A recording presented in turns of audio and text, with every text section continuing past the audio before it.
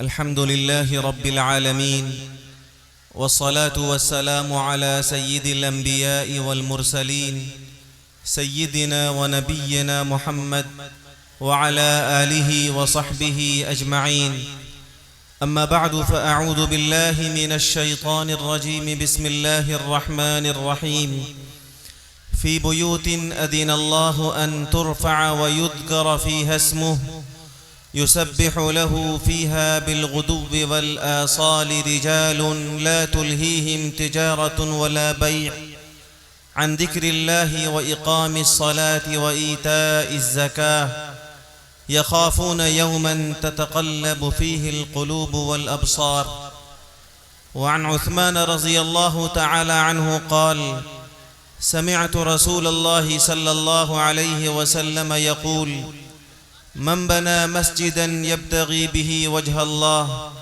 بنى الله عز وجل له بيتا في الجنة، أو كما قال عليه الصلاة والسلام. بہٹا بینی پٹی کی سرزمین پر اللہ کے مقدس گھر مسجد کی تعمیر کی نسبت سے آج کے اس عظیم جلسہ دستار بندی اور نعتیہ مشاعرے کی صدارت فرما رہے عظیم عالم دین حضرت مولانا رضوان قاسمی دامت برکاتہم العالیہ، اس علاقے کی جامع مسجد کے امام و خطیب برادر محترم جناب حافظ سہیل صاحب، اور آج کے اس عظیم جلسے کی بہترین نقابت فرما رہے برادر محترم جناب مجاہد حسنین حبیبی صاحب، اسٹیج پر تشریف فرما قدیم عالم دین حضرت مولانا نور اللہ صاحب قاسمی دامت برکاتہم، صدر المدرسین مدرسہ اصلاح المسلمین، تنظیم امارت شریعہ بینی پٹی بلاک کے سیکریٹری اور دل دردمند فکر ارجمند کے حامل عظیم عالم دین برادر محترم جناب مولانا شاہد صاحب مکیاوی دامت برکاتہم، دیگر علماء کرام، معزز سامعین، عزیز دوستو اور اب پردہ نشی ماں بہنوں، اللہ کا فضل ہے کہ اس وقت ہم اور آپ مسجد کی تعمیر کی نسبت پر جمع ہیں. ماشاء اللہ عشاء کی نماز سے قبل علماء کرام کے ہاتھوں علاقے میں جہاں ضرورت تھی اس جگہ مسجد کی تعمیر اور اس کا جدید فاؤنڈیشن لیا گیا ہے. ہم سب کو اس موقع سے دعا کرنا چاہیے کہ اللہ تعالیٰ اس مسجد کی تکمیل کو آسان فرمائے اور اس مسجد کی کو قبولیت عطا فرمائے، تمام رکاوٹوں کو اللہ تعالیٰ دور فرمائے. یہ بات یاد رکھنے کی ہے کہ مسجد کی تعمیر کے نسبت پر جب آپ جمع ہو کر دعائیں کرتے ہیں، یہ مسجد کو بنانے کے ساتھ جو دعائیں کی جاتی ہیں وہ دعا قبول ہوتی ہے. اور یہ کوئی ہوائی بات نہیں ہے بلکہ یہ قرآن مجید سے ثابت ہے. حضرت ابراہیم اور اسماعیل علیہم السلام نے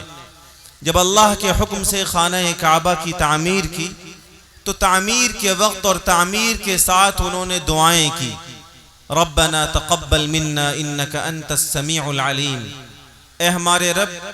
اس مسجد کی، اس خانہ کعبہ کی تعمیر کو ہم سب کی طرف سے قبول فرما لیجئے. اور بھی اس کے ساتھ دعائیں کی. علماء تشریف فرما ہیں، آپ پوچھئے ان سے کہ ان دو باپ بیٹوں نے، اللہ کے پاک پیغمبروں نے مسجد کی تعمیر کے وقت اور اس کے ساتھ جو دعائیں کی تھیں، اللہ تعالیٰ نے وہ ساری دعائیں قبول فرمائیں. لہٰذا ہم اور آپ خوش نصیب ہیں کہ اس موقع سے دعا کی مجلس میں بھی اور دینی مجلس میں بھی شرکت کر رہے ہیں. آپ اس جذبے، اس حوصلے کے ساتھ یہاں رہیے اور علماء کی باتوں کو سنیے کہ اس موقع سے آپ کی جو دعائیں ہوں گی، دین کی باتوں کے سننے کے ساتھ اس پر عمل کی جو فریاد آپ اللہ کی بارگاہ میں رکھیں گے، انشاءاللہ آپ کی دعائیں قبول ہوں گی. سیرت النبی کا عنوان لگایا گیا ہے اور مسجد کی تعمیر کا بھی موقع ہے. آپ کو اپنے شعراء سے ان کے کلام بھی سننے ہیں۔ میں صرف دو چند بنیادی باتیں آپ کے سامنے عرض کرنا چاہتا ہوں اور بڑی ذمہ داری کے ساتھ عرض کرنا چاہتا ہوں،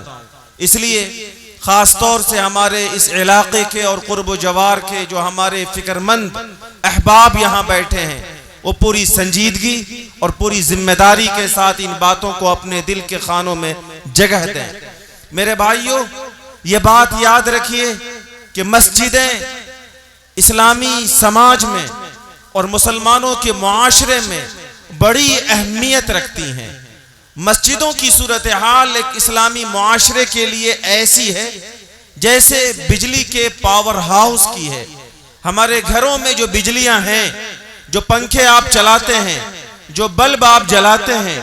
یہ پنکھے اور یہ بلب اس لیے جلتے ہیں کیونکہ آپ کے گھر کے بجلی کا کنیکشن آپ کے پاور ہاؤس سے ہے۔ اگر پاور ہاؤس سے کنیکشن کاٹ دیا جائے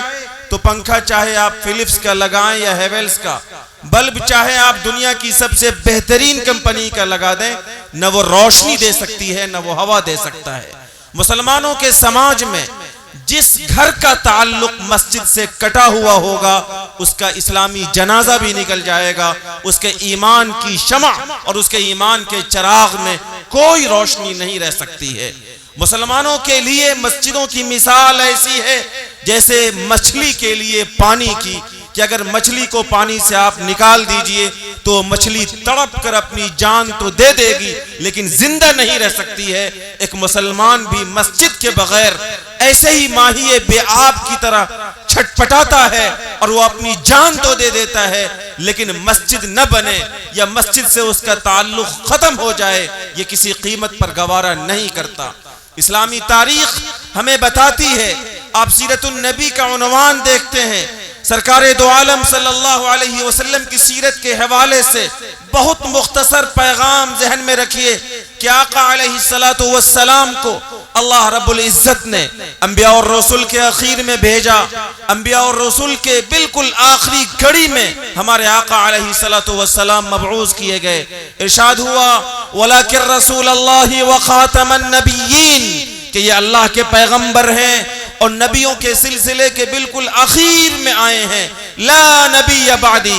آپ نے اعلان فرمایا کہ میرے بعد کوئی نبی نہیں آ سکتا، اور اس نبی کی بعثت ہمارے آقا رحمت للعالمین صلی اللہ علیہ وسلم کو اس دنیا کے اندر مبعوث کیا گیا۔ اس کا مقصد قرآن کریم نے بتایا، هو الذی ارسل رسولہ بالہدی ودین الحق لیظہرہ علی الدین کلہ، کہ اس آخری نبی کو آخری دین دے کر، قرآن دے کر اس لیے بھیجا گیا ہے تاکہ اسلام کو پوری دنیا پر غالب کر دیا جائے، دنیا کے تمام مذاہب پر اسلام کو غلبہ عطا کر دیا جائے۔ وہ اللہ جو پورے سنسار کا خالق ہے، اس کا دین، اس کی شریعت اس نبی کے ذریعے سے اور آخری نبی کے ذریعے سے دنیا کے تمام دینوں پر غالب کر دیا جائے۔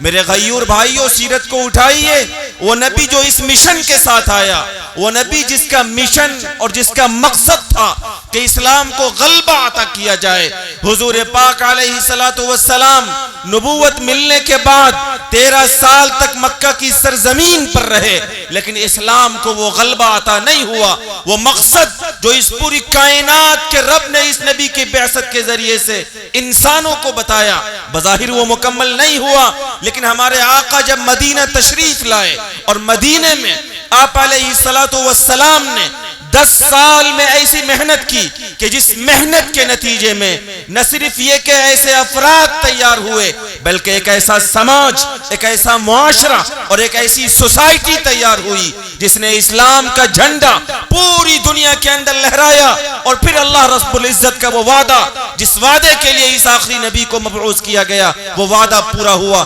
مسلمانوں، یہ بات یاد رکھو کہ سرکار دو عالم صلی اللہ علیہ وسلم جب مدینہ منورہ آئے جہاں سے اسلام کو فروغ ملا، اسلام کے فروغ کا کام ہمارے نبی نے جہاں سے شروع کیا وہ یہ تھا کہ آپ نے مدینہ منورہ میں قدم رکھنے کے بعد اپنے لیے اور اپنے جانثار صحابہ کے لیے مکان بنانے سے پہلے، ان کے لیے ٹھہرنے کے انتظام سے پہلے، ان کے لیے راحت کے انتظام سے پہلے، ان کے لیے دنیا کے تمام تر مادی وسائل کے انتظام سے پہلے رحمت للعالمین صلی اللہ علیہ وسلم نے جو کام سب سے پہلے کیا وہ یہ تھا کہ آپ علیہ السلام نے مسجد نبوی کی تعمیر کی، اور پھر مسجد نبوی کے صحن میں، مسجد نبوی کے چبوترے پر آپ علیہ السلام نے مکتب ڈالا، مدرسے کی بنیاد ڈالی، اور قیامت تک اپنی امت کو پیغام دیا کہ اسلام کی تبلیغ،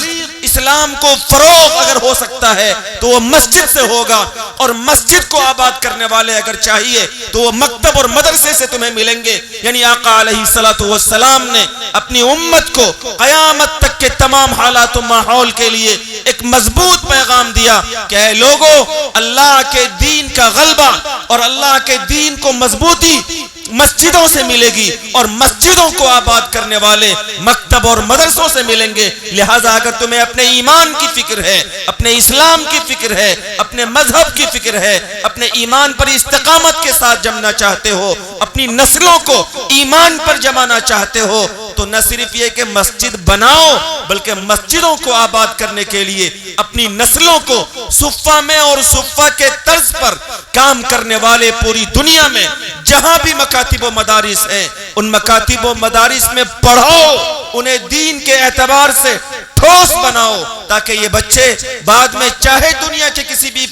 کسی بھی میدان میں جائیں ان کا ایمان اتنا مضبوط ہو جائے کہ ان کا رشتہ اللہ کے گھر سے مضبوط رہے۔ میرے بھائیو، اسلام کی تاریخ کو اٹھائیے، یہی مسجد نبوی تھی جس مسجد نبوی کے اندر صحابہ کرام نے تربیت پائی، صفہ کے چبوترے پر حضور پاک علیہ السلام نے انہیں پڑھایا، اور پھر یہی وہ قافلہ تھا، یہی وہ کارواں تھا، یہی وہ جماعت تھی جس نے اسلام کی تبلیغ کی، اور جس کی قربانیوں کی بنیاد پر آج آپ بہٹا کی سرزمین پر اپنے علماء کی باتوں کو سن رہے ہیں۔ میرے بھائیو، یہ ہے مسجدوں کی تاریخ۔ آج دنیا بھر میں جتنے مساجد موجود ہیں، جتنے مساجد بنیاد کی ڈالی جا رہی ہے، ان تمام کا کنیکشن اور ان تمام کا رشتہ اللہ کے اسی گھر مسجد نبوی سے اور اسی گھر خانہ کعبہ سے جڑا ہوا ہے۔ اس لیے بہٹا بینی پٹی کے مسلمانوں، دو باتیں ذہن میں رکھیے۔ ایک بات تو یہ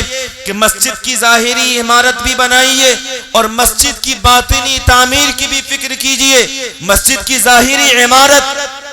جس کا فاؤنڈیشن آج ڈالا گیا، جس کی بنیاد ڈالی ہمارے بزرگوں نے، ہمارے علماء نے، سرکار دو عالم صلی اللہ علیہ وسلم نے مسجد بنانے والوں کے لیے فرمایا، من بنا مسجدا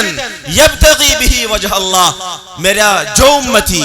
میرے امت کے جو لوگ اللہ کی رضا کے لیے، اللہ کو خوش کرنے کے لیے مسجدیں بنائیں گے، اللہ سبحانہ وتعالی جنت میں اس کے لیے گھر بنائے گا۔ یہ مسجد کی ظاہری عمارت کی فضیلت بتائی گئی۔ لہذا ہمارے جن پروجوں نے اس جگہ پر مسجد کے لیے زمین دی تھی، اور آج جن نوجوانوں کی کوششوں سے تعمیر اور اس کا فاؤنڈیشن لیا گیا، اور جن لوگوں کی قربانیوں سے انشاءاللہ یہ مسجد مکمل ہوگی، جن کا چندہ لگے گا، جن کی قربانیاں لگیں گی، یہ سارے لوگ اس بشارت کے اور اس فضیلت کے اور اس خوشخبری کے مستحق ہوں گے۔ یہ نہ سمجھیے کہ ہم غریب ہیں، ہم کیا دے سکتے ہیں اس مسجد کو۔ مسجد کا پروجیکٹ تو بڑا لمبا ہے، کروڑوں میں وہ مسجد بنے گی، 2.5 کٹھے کی زمین ہے، اور ہم لوگوں نے یہ مشورہ دیا کہ راستے کو بھی مزید چوڑا کیا جائے تاکہ مستقبل میں جب آبادی بڑھے تو مسجد تک کشادگی کے ساتھ گاڑی بھی پہنچ سکے۔ ممکن ہے کہ مزید زمینوں کی خریداری کی ضرورت پڑے، تو کروڑوں کا پروجیکٹ ہے۔ بینی پٹی کے اس مجمع میں ہمارا کوئی بھی بھائی اگر وہ ٹھیلا چلاتا ہے، اگر وہ مزدوری کرتا ہے، اگر اس کے پاس کچھ روپے ہیں، تو وہ اپنے حوصلے کو پست نہ کرے، وہ احساس کمتری کا شکار نہ ہو۔ یہ مائیں جو بیٹھی ہوئی ہیں یہ اپنے آپ کو کم نہ سمجھیں کہ اللہ کے گھر کو بنانے پر جنت کی بشارت اور جنت کے ملنے کا جو وعدہ ہے وہ تو دنیا داروں کے لیے ہے، بڑوں کے لیے ہے، جو مسجدوں میں لاکھوں دیں، جو مسجدوں میں کروڑوں دیں، اور جن کے پورے خرچے سے پوری مسجد کی بنیاد کا کام ہو جائے، جو 1 لاکھ کا بالو، 1 لاکھ کی گٹی اور 1 لاکھ کا سیمنٹ دے دیں۔ میرے بھائیوں سنیے، سرکار دو عالم صلی اللہ علیہ وسلم نے ایک دوسری روایت میں اپنی امت کے کسی بھی غریب فرد کو بھی اس فضیلت سے محروم نہ کیا۔ حضور نے ایک جگہ فرمایا کہ مفحص قطات، اگرچہ وہ چڑیا کے گھونسلے کے برابر ہو، حضور فرماتے ہیں او اصغر، یا اس سے بھی چھوٹی مسجد ہو۔ محدثین نے لکھا ہے اس کا مطلب یہ ہے کہ اگر مسلمانوں نے اپنی حیثیت کے مطابق معمولی چندہ بھی مسجد میں دے دیا، آپ میں سے کسی کو حیثیت تھی کہ 1 بوری سیمنٹ دیں، آپ میں سے کسی کی حیثیت تھی کہ 1 ٹیلر گٹی دیں، آپ میں سے کسی کی حیثیت تھی کہ وہ صرف 100 روپے دیں، آپ کی حیثیت، آپ کی پوزیشن، آپ کی کیپیسٹی اللہ جانتا ہے جو آپ کا رب ہے۔ آپ نے حسن نیت کے ساتھ صرف اللہ کی رضا کے لیے جو دے دیا، خدا کی قسم اس فضیلت کے آپ بھی مستحق ہوں گے اور آپ کو بھی جنت کا وعدہ انشاءاللہ ملے گا۔ میرے بھائیوں اس کے ساتھ ساتھ مسجد کی تعمیر کا ایک دوسرا مطلب بھی یاد رکھیے۔ آج صورتحال یہ ہے کہ مسلمانوں کی آبادیوں میں بڑی بڑی عالی شان مسجدیں موجود ہیں۔ ابھی ذکر کیا گیا کہ رمضان میں مسجدوں کی آبادی کی صورتحال یہ تھی کہ مسجد میں گیٹ تک نمازی موجود تھے، اب صورتحال یہ ہے کہ فجر میں چلے جائیے، ظہر میں چلے جائیے، معمولی تعداد میں نمازی موجود ہوتے ہیں۔ یہ بات یاد رکھیے کہ مسجد کی جہاں ظاہری تعمیر اور اس کا کنسٹرکشن ہمیں مطلوب ہے، وہیں مسجد کی تعمیر کی یہ فضیلت اور اس پر اتنا بڑا ثواب اس لیے ہے کیونکہ اس کا کام بڑا ہے، اس کا مشن بڑا ہے، اس کا مقصد بڑا ہے۔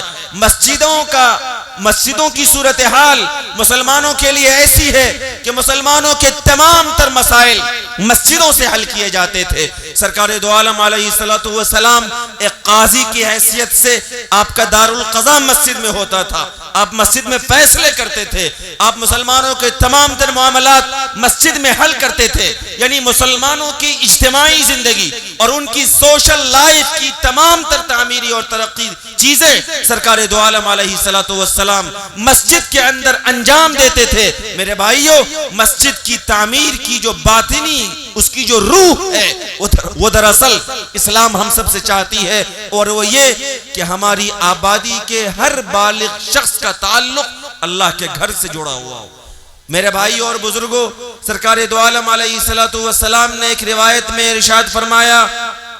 اذا رأيتم الرجل يعتاد المسجد فاشهدوا له بالایمان۔ اے میرے پیارو جب تم کسی کو دیکھو کہ وہ مسجد کا عادی ہے، 5 وقتہ نماز میں مسجد میں حاضر رہتا ہے، مسجد کی خبرگیری کرتا ہے، مسجد کی ضرورت تھی، حافظ سہیل صاحب اور ان کے ساتھ نوجوانوں کی ایک ٹیم کھڑی ہو گئی کہ بھائی وہاں بھی مسجد بننی ہے، یہ بھی مسجد کی فکر کی ایک شکل ہے۔ آپ کی جامع مسجد ہے، یہاں نمازیوں کی تعداد کم ہے اگر، تو وہ لوگ جو مسجدوں کو آباد کرنے کے لیے محنت کر رہے ہیں، وہ لوگ جو 5 وقتہ نمازوں میں مسجدوں میں حاضر رہتے ہیں، سرکار دو عالم علیہ السلام نے ایسے تمام لوگوں کے بارے میں فرمایا کہ اے میرے پیارو جو مسجد کا عادی ہو، مسجد کا دلدادہ ہو، مسجد کا پابند ہو، اس کے ایماندار ہونے کی گواہی دو۔ نہ صرف یہ کہ سرکار گواہی دے رہے ہیں بلکہ حضور نے اپنی امت کو فرمایا کہ اس کے ایمان والے ہونے کی گواہی دو۔ اب ہم لوگ دیکھ لیں ہمارا تعلق مسجد سے کیسا ہے، کیا نمازوں میں ہماری حاضری ہوتی ہے، کیا 5 وقتہ نمازوں میں ہم مسجد میں حاضر ہوتے ہیں؟ میرے بھائی اور بزرگوں یہ بات یاد رکھیے، آج ہم اپنے سماج کی ڈھیر ساری خرابیوں کا شکوہ کرتے ہیں، انہی خرابیوں میں سے ایک بڑی خرابی یہ ہے کہ آج ہمارے گارجین اپنے بچوں کے بارے میں شکایت کرتے ہیں، میرا بیٹا ایسا، قاضی صاحب بات نہیں مانتا، مفتی صاحب سمجھاتا ہوں سمجھتا نہیں ہے، وہ نشے کا عادی ہے، وہ غلط صحبت کا عادی ہے، یہ موبائل کا رسیا ہے، وہ جوئے کا عادی ہے۔ 1000 شکایات ہمیں اپنے نوجوانوں سے ہوتی ہے۔ میرے بھائی اور بزرگوں سرکار دو عالم علیہ السلام کی مجلس میں ایک موقع سے ذکر کیا گیا، ایک شخص کی شکایت کی گئی کہ یا رسول اللہ فلاں آدمی رات کو نماز پڑھتا ہے اور جب صبح ہوتی ہے تو چوری کرتا ہے۔ عجیب شکایت تھی، توجہ کے ساتھ سنیے، بات سمجھ میں آئے گی۔ حضور کے پاس شکایت کی جا رہی ہے کہ رات کو نماز پڑھتا ہے اور صبح ہوتی ہے تو چوری کرتا ہے۔ سرکار دو عالم علیہ السلام نے فرمایا فکر نہ کرو، اس کی نماز اسے روک دے گی، ان قریب اس کی نماز اسے چوری سے روک دے گی۔ میرے بھائیوں، ان تمام لوگوں کے لیے ایک نسخہ جو اپنی اولاد اور اپنے معاشرے کی خرابی کا رونا روتے ہیں، آپ صرف ایک نسخہ اپنا لیں۔ آپ سمجھا کر تھک گئے، آپ نے نوجوانوں پر بڑی محنت کر لی، معاشرے کی اصلاح کی بڑی کوشش کر لی، آپ کا کوئی نسخہ کام نہیں کرتا۔ آپ صرف سرکار دو عالم صلی اللہ علیہ وسلم کے اس نسخے پر عمل کر لیجئے جس میں حضور فرماتے ہیں کہ اس کی نماز اسے تمام برائیوں سے روک دے گی۔ میرے بھائیوں، سرکار دو عالم علیہ السلام کے اس فرمان پر ایمان کی وجہ سے اور حضور کے اس فرمان پر صداقت کی قوت کے ساتھ میں قسم کھا کر یہ بات کہہ سکتا ہوں کہ اگر گارجینوں نے، اگر ماؤں نے، اگر باپ نے، اگر ہر سرپرست نے اس بات کی فکر کر لی کہ ہمیں اپنی نسل کو اور اپنے نوجوان کو ہر طرح کی خرابی سے بچانا ہے، اس لیے ہمیں سب سے پہلے اپنے بچوں کو نماز کا پابند کرنا ہے،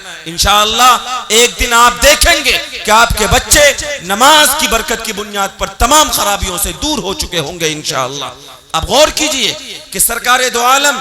جناب محمد الرسول اللہ صلی اللہ علیہ وسلم جس نبی کا آپ کلمہ پڑھتے ہیں، آپ رحمت للعالمین ہیں، آپ پوری انسانیت کے لیے سراپا رحمت بنا کر مبعوث کیے گئے۔ حضور نے بچوں کے بارے میں فرمایا کہ جو ان بچوں کے ساتھ شفقت نہ کرے، پیار نہ کرے، ان کے ساتھ مہربانی نہ کرے، وہ ہم میں سے نہیں ہے۔ لیکن وہی فرماتے ہیں مروا صبیانکم بالصلاۃ وہم ابناء 7، جب تمہارے بچے 7 سال کے ہو جائیں تو نماز کا حکم کرو۔ آپ نے فرمایا وَاضْرِبُوهُمْ عَلَيْهَا وَهُمْ أَبْنَاءُ 10۔ وہ نبی جو رحمت للعالمین ہے، وہ نبی جو بچوں کے ساتھ شفقت کا حکم دیتا ہے، وہ نبی جو کہتا ہے کہ جو بچوں سے پیار نہ کرے وہ ہم سے نہیں ہے، وہ نبی کہتے ہیں کہ جب تمہارے بیٹا اور بیٹی 10 سال کے ہو جائیں نماز نہ پڑھے تو انہیں مارو، انہیں تنبیہ کرو، انہیں تنبیہ کر کے مسجد کا عادی بناؤ۔ یہ کسے کہا جا رہا ہے میرے بھائیوں؟ یہ ہمیں اور آپ کو کہا جا رہا ہے، امت کے گارجینوں کو کہا جا رہا ہے، ماؤں کو کہا جا رہا ہے، بہنوں کو کہا جا رہا ہے، اس باپ کو کہا جا رہا ہے جس کو اپنے بیٹے سے ایک نہیں 1000 شکایات ہے، جس کو یہ شکایت ہے کہ اپنی بیوی کے ساتھ بدتمیزی کرتا ہے، میرے بڑھاپے پہ رحم نہیں کرتا، یہ سماج کے لیے ایک ناسور بنا ہوا ہے، یہ شراب اور جوئے کا رسیا ہے، یہ موبائل کا عادی ہے اور ڈھیر ساری خرابیاں آپ اپنے نوجوانوں کے بارے میں بتاتے ہیں۔ آپ صرف اس تعمیر مسجد کی نسبت پر منعقد ہونے والے جلسے سے اس پیغام کو گرہ لگا کر جائیے کہ آج سے نہ صرف یہ کہ ہم اپنے ایماندار ہونے کی سرٹیفکیٹ حاصل کرنے کے لیے 5 وقتہ نمازوں میں مسجد میں حاضر ہوں گے، بلکہ اس کے ساتھ ساتھ ہمارے گھر کا کوئی بھی بالغ بچہ ایسا نہ بچے گا جس کا تعلق مسجد سے نہ ہو، بلکہ ہمارے گھر کا ہر بالغ بچہ انشاءاللہ 5 وقتہ نمازوں میں مسجد کو آباد کرنے کے لیے ضرور حاضر ہوگا۔ کر رہے ہیں ایسا وعدہ انشاءاللہ ہم لوگ؟ ہاتھ اٹھا کر وعدہ کیجئے۔ ماشاءاللہ، اللہ قبول فرمائے، اللہ ان اٹھے ہاتھوں کی لاج رکھے۔ میرے بھائیو یاد رکھیے، سرکار دو عالم علیہ السلام نے ارشاد فرمایا الصلاة عماد الدین من اقامها اقام الدین ومن هدمها هدم الدین۔ نماز دین کا ستون اور دین کی بنیاد ہے۔ جس نے نماز قائم کی، جس نے نماز پڑھی، جس مرد و عورت نے 5 وقت کی نماز پابندی سے ادا کی، اس نے اپنے دین کو قائم رکھا، اس نے اپنے ایمان کو مضبوط رکھا۔ جس نے نماز چھوڑ دی، جس نے نماز ضائع کر دی، جس نے نماز کی پابندی نہ کی، جس نے نماز کو اپنی زندگی سے نکال دیا، سرکار دو عالم علیہ السلام فرماتے ہیں من هدمها هدم الدین۔ جس نے نماز ضائع کر دی وہ دنیا کا چودھری ہو سکتا ہے، وہ دنیا کی بلڈنگوں کا مالک، وہ دنیا کی جائیداد کا مالک، وہ دنیا کی جاگیردار ہو سکتا ہے، لیکن حضور فرماتے ہیں اس نے اپنے دین کو ضائع کر دیا، اس نے اپنے دین کی عمارت کو منہدم کر دیا۔ اس لئے میرے بھائی اور بزرگوں، مسجد کی تعمیر کی جہاں ظاہری عمارت شریعت کے اندر مطلوب ہے، وہی مسجد کی تعمیر اس کی باطنی طور پر، روحانی طور پر مسجد کو آباد کر کے یہ بھی ضروری ہے، کریں گے انشاءاللہ۔ ایک آخری بات اور آخری پیغام، جب ہم مسجدوں میں پہنچتے ہیں، آپ نے شعر سنا ایک ہی صف میں کھڑے ہو گئے محمود و ایاز، نہ کوئی بندہ رہا نہ کوئی بندہ نواز، بندہ و صاحب و محتاج و غنی ایک ہوئے، تیرے در پہ پہنچے تو سبھی ایک ہوئے۔ اللہ کے یہاں جانے کے بعد سب ایک صف میں کھڑے ہوتے ہیں، علاقے کے مکھیا بھی، علاقے کا انتہائی غریب آدمی اسی صف میں اسی امام کے پیچھے کھڑا ہوتا ہے۔ میرے بھائی اور بزرگوں، کبھی آپ نے نمازوں کے اس فلسفے پر غور کیا؟ کورونا کے ٹائم پہ علماء نے بڑی محنت کی اور بڑا غور و فکر کیا، ڈسٹینس مینٹین کرنے کی بات تھی، علماء نے بڑی مشقتوں کے ساتھ یہ مسئلہ اختراع کیا کہ بہت زیادہ نہیں، ایک ہاتھ کا زیادہ سے زیادہ فاصلہ رکھیے۔ کووڈ کے ٹائم ختم ہوا، پھر سے آپ کو کہا گیا کہ آپ چپک کر کھڑے ہوئیے، اپنے بھائی کے ساتھ قریب آ کر ملیے، بلکہ آگے کی صف میں تھوڑی سی بھی جگہ خالی نہ رہے۔ سرکار فرماتے ہیں کہ جو آدمی آگے کی جگہ کی تھوڑی سی خالی جگہ کو بھرنے کے لیے پیچھے کی صف سے آگے کی طرف آتا ہے، من وصل فرجتن فی الصف غفر لہ، حضور فرماتے ہیں جو آگے کی صف کی خالی جگہ کو بھرتے اس کے پچھلے گناہ اللہ تعالیٰ معاف فرما دیتے ہیں۔ آپ کبھی غور کرتے ہیں کہ اس صف بندی اور اس ایک صف میں مسلمانوں کو کھڑے کرنے کے پیچھے کیا حکمت ہے؟ میرے بھائی اور بزرگوں، ہماری نمازیں اور ہماری مسجدیں، ہماری نمازوں کی یہ صف بندی کا پورا نظام مسلمانوں کو اتحاد کی دعوت دیتا ہے، مسلمانوں کو اجتماعیت کی دعوت دیتا ہے، مسلمانوں کو یونٹی کی دعوت دیتا ہے، مسلمانوں کو اس بات کی دعوت دیتا ہے۔ سرکار دو عالم علیہ السلام نے فرمایا لا تحاسدوا ولا تباغضوا ولا تدابروا وكونوا عباد اللہ اخوانا، اے لوگوں آپس میں حسد نہ کرو، آپس میں چھل کپٹ نہ رکھو، آپس میں دشمنیاں مت پالو، تم سب ایک اللہ کے بندے ہو، بھائی بھائی بن کر رہو۔ یاد رکھیے ایمان کی بنیاد پر، اس لیے کہ ہم سب مسجدوں کے ذریعے مسجدوں میں جا کر ایک رب کی عبادت کرتے ہیں، اس ایمان کی بنیاد پر خدا وحدہ لا شریک لہ نے ہمیں ایمان کی برادری میں شامل کیا ہے۔ یاد رکھیے گا دنیا کے سارے رشتے توڑے جا سکتے ہیں، لیکن ایمان کی بنیاد پر دنیا کے سارے مسلمانوں کو اللہ تعالیٰ نے ایک خاندان توحید میں جس طریقے سے جوڑا ہے، اس رشتے کو کوئی طاقت نہیں توڑ سکتی۔ اس لیے میرے بھائیوں، مسجدوں کے ذریعے نمازوں کے ذریعے سے جس اتحاد اور جس اجتماعیت کی دعوت اسلام ہمیں دیتا ہے، ضرورت اس بات کی ہے اور ذمہ داری ہماری ہے، حالات حاضرے کا تقاضا ہے کہ ہم اپنے سماج کے، اپنی ملت کے، اپنی مسجد کے، اپنے مدرسے کے اور اپنی تمام تر اجتماعیت کے مسائل کے حل کے لیے اسی اجتماعیت اور اسی اتحاد کے لیے آپس کے تمام تر گلے شکوے کو دور کر کے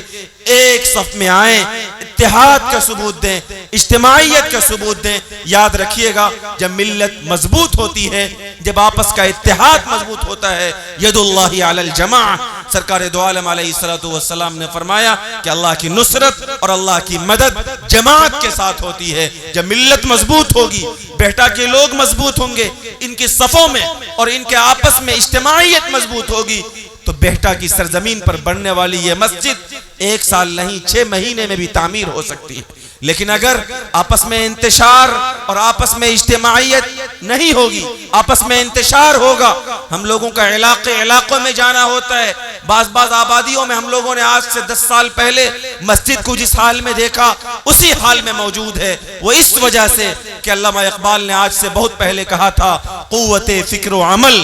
پہلے فنا ہوتی ہے، تب کسی قوم کی شوکت پہ زوال آتا ہے۔ کسی قوم کی شوکت پر زوال، کسی قوم کے اجتماعی مسائل اس لیے حل نہیں ہوتے کیونکہ اس کی فکر میں خرابی آتی ہے، اس کے اعمال میں خرابی آتی ہے۔ اس لیے میرے بھائیوں، بیٹا اور بینی پٹی کے غیور مسلمانوں، تیسرا پیغام جو مجھے آپ کے سامنے عرض کرنا تھا وہ یہی ہے کہ ملت کے تمام تر مسائل اور آپ کے تمام تر مسائل آسانیوں کے ساتھ اور چٹکیوں میں حل ہوں گے جب آپ آپس میں متحد ہوں گے۔ سرکار دو عالم علیہ السلام کا فرمان سنا کر اپنی بات مکمل کروں۔ حضور نے فرمایا مثل المؤمنین فی توادہم وتراحمہم وتعاطفہم مثل الجسد اذا اشتكى منه عضو تداعى له سائر الجسد بالسهر والحمى۔ آقا علیہ الصلوۃ والسلام فرماتے ہیں کہ دنیا کے تمام مسلمانوں کی مثال، چاہے وہ دنیا کے کسی بھی ملک میں کسی بھی آبادی میں رہتے ہو، آپس کی محبت میں، آپس کے رحم دلی میں ایسی ہے جیسا کہ ایک جسم میرے جسم کی کسی انگلی میں کانٹا چبھے، میرے جسم کے کسی پارٹ میں کوئی تکلیف ہو تو ممکن نہیں ہے کہ میرے دوسرے حصے کو تکلیف نہ ہو۔ اگر میرے پاؤں کی انگلی میں کانٹا چبھ جائے تو میرا یہ ہاتھ اگر کاٹ کر کے الگ نہ کیا گیا ہے، اس ہاتھ کو بھی تکلیف ہوگی۔ پاؤں میں کانٹا چبھا، آنکھ آنسو بہا رہی ہے، ٹھیک اسی طریقے سے مسلمانوں کے آپس میں اتحاد اور ان کی اجتماعیت اور ان کے آپس کی رحمدلی اتنی زیادہ مضبوط اور اسٹرانگ ہونی چاہیے۔ آقا علیہ الصلوۃ والسلام فرماتے ہیں کہ ایک کی تکلیف دوسرے کو بے چین کر دے اور ایک کی خوشی سے دوسرا خوش ہونے والا ہو۔ جب یہ صورتحال ہماری ہوگی، ہمارے تمام مسائل حل ہوں گے، اس مسجد کی تعمیر کا کام بھی آسانی کے ساتھ انجام پائے گا۔ دعا کیجئے کہ خدا تعالیٰ اس مسجد کی تعمیر کو بآسانی مکمل فرمائیں، اور اللہ سبحانہ و تعالیٰ اس مسجد کی تعمیر میں زمین دینے والے، چندہ دینے والے، فکر کرنے والے تمام احباب کو دنیا اور آخرت کی شادابیاں عطا فرمائیں۔ وآخر دعوانا ان الحمدللہ رب العالمین۔